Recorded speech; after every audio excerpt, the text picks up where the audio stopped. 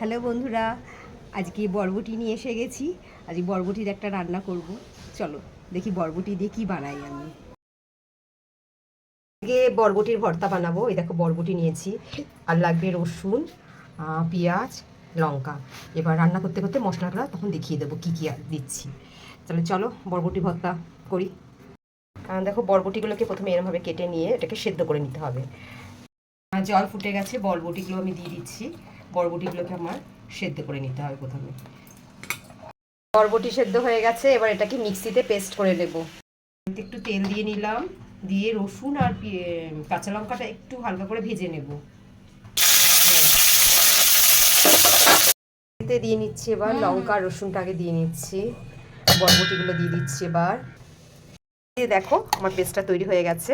ঠিক এরকম একটা পেস্ট তৈরি করে নেবে। পেস্টটা যে ঢেলে নিচ্ছি আমি, এই যে পেস্টটা তৈরি ঢেলে নিলাম।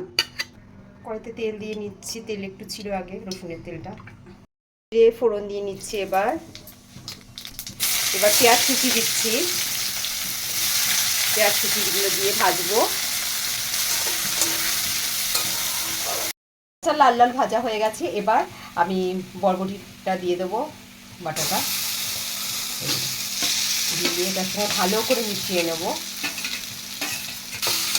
এবার এই পেঁয়াজ বাটার সঙ্গে ভালো করে এটাকে মিশিয়ে নেব। বুঝতেই পারছি। এবার নুন দিয়ে নিচ্ছি, এর মধ্যে হলুদ দিয়ে দিচ্ছি, ভালো করে মিশিয়ে নিচ্ছি।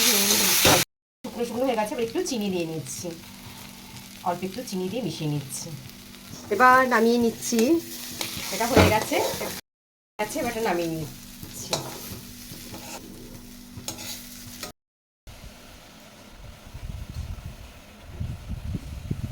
বরবটির ভর্তা রেডি। এটা গরম ভাতে খেতে অসাধারণ লাগে। একবার তোমরা করে অবশ্যই খাবে, দেখবে কেমন লাগে।